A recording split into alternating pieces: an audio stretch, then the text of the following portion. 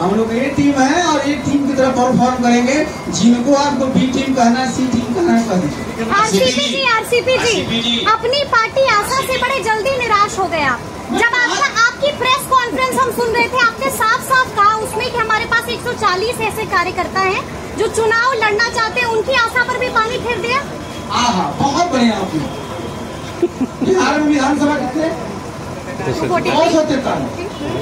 हमारे पास एक मैं बता दूं कि मैं संगठन गा दूं कि आपने छेड़ा पानी फेरा, तो आज जरा जान लीजिए 534 प्रखंड है।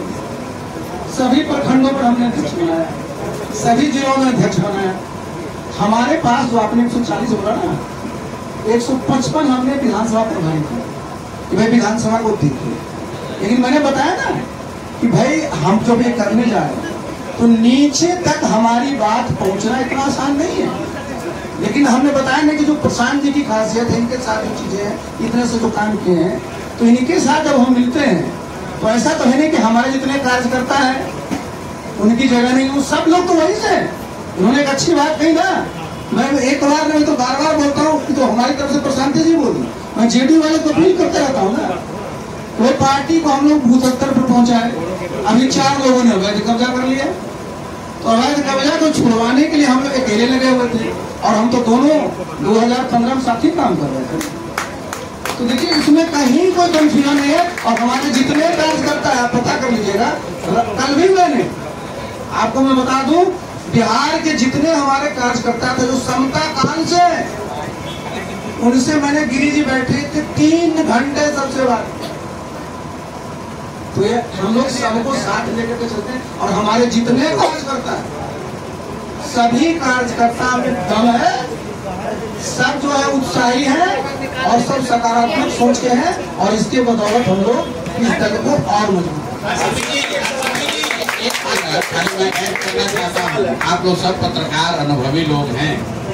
अभी जनता दल यूनाइटेड में जो सो कौन आप लोग जिसको बड़ा नेता कहते हैं, तो चारों नेता 5 नेता का नाम आप लोग लिख लीजिए, हमसे जाकर जरा पूछ लीजिए कि जनता दल यूनाइटेड की नीतीश कुमार के जीवन की जो सबसे बड़ी राजनीतिक लड़ाई थी, उसमें उन 4-5 लोगों की क्या भूमिका थी। वो 4-5 लोग तो अपना क्षेत्र न बचा पाते अगर हम लोग मदद नहीं कर पाते, वो क्या दल चलाएगा भाई। वो तो विशुद्ध तौर पर सत्ता में बैठकर कमजोर नीतीश कुमार का फायदा उठाकर वसूली कर रहे, सब वसूली मंत्री है। हमको कहता है भेजे के लीगल नोटिस करते हुए, ये हिम्मत नहीं होती थी कि लालू जी के घर जाए। जब गठबंधन की बात हुई, यही आरसीपी सिंह है जो जाकर कहे कांग्रेस को 40, तो लालू जी ने कहा कि आरसीपी हम लोग के साथ धोखा कर दिया है। उसके बाद ये लोग डर के मारे लालू जी से बात करने नहीं जाते थे। तब माननीय सदानंद बाबू जिंदा थे, और मैं कैमरे पर कह रहा हूँ, पूछ लीजिए, इनकार वो नहीं कर सकते। किसी पत्रकार ने पूछा भी था तो उन्होंने स्वीकार भी किया। ये दोनों लोग, सदानंद बाबू और तब के कांग्रेस के अध्यक्ष, ये आकर हमारे कमरे में बैठे रहते थे कि प्रशांत जी, लालू जी से आप बात कीजिए, हम लोग जाते हैं, बड़ा बेइज्जत करते हैं, और ये हम लोग को राजनीति सिखाएंगे। मेरे भाई, बस नीतीश कुमार अगर शारीरिक मानसिक तौर पर आज सचेत रहते तो इन लोगों की जो स्थिति पहले थी वही स्थिति आज भी रहती। जब वो मानसिक तौर पर सजग थे, सचेत थे, मजबूत थे, तब उन्होंने आरसीपी सिंह को रखा था, प्रशांत किशोर को रखा था।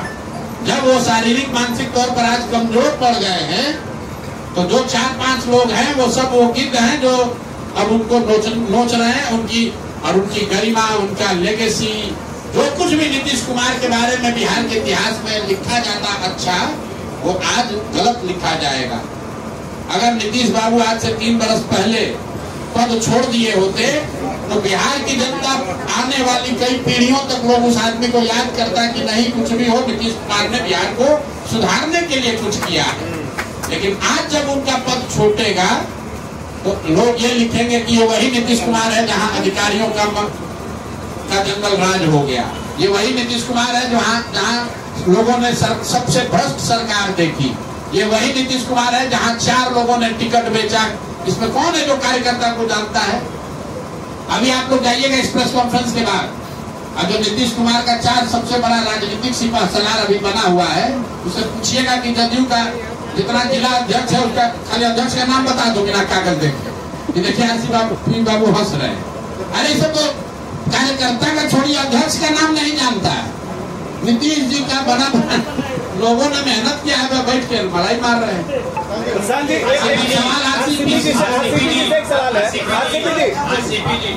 एक सवाल आपके रहते हुए प्रशांत किशोर जी को जदयू क्यों छोड़ा? देखिए, आप ये बात पूछे ना, आप जानते हैं, ये भी जानते हैं, नीतीश जी का जो काम करने का स्टाइल है ना, जब उनके साथ काम करिएगा तो समझ जितने निर्णय होते हैं मैं बता दूं, वो सारा निर्णय ये ठीक हो गया जब उनका पूरा सभी फैकल्टी का काम करता था। सबका सुनेंगे, वो सबका कहेंगे, लेकिन अंतिम निर्णय उनका होगा, लेकिन कभी फोन नहीं करोगे। अगर अच्छा हुआ नीतीश बाबू, गड़बड़ हुआ तो आरसीपी सिंह प्रशांत किशोर को और नाम है। आरसीपी जी, एक सवाल ये है, एक सवाल इधर एक सवाल ये,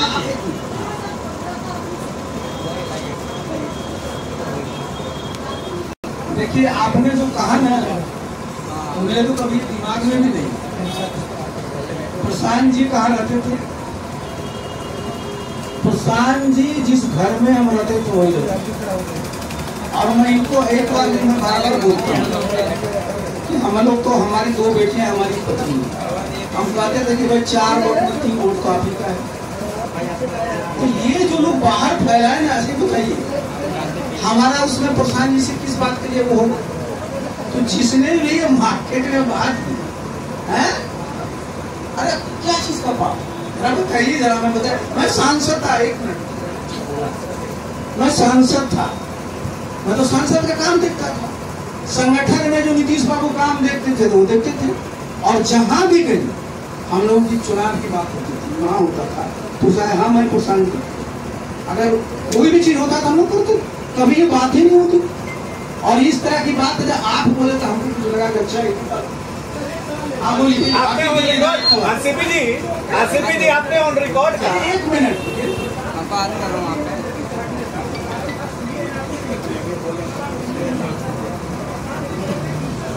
हमारा वक्तव्य हम यहीं बैठे हुए हैं, फिर से दोहरा देते। इन्होंने आपने ठीक कहा कि जदयू मैंने सीए एनआरसी पर छोड़ा है, किसी आरसीपी सिंह या किसी व्यक्ति के लिए नहीं छोड़ा।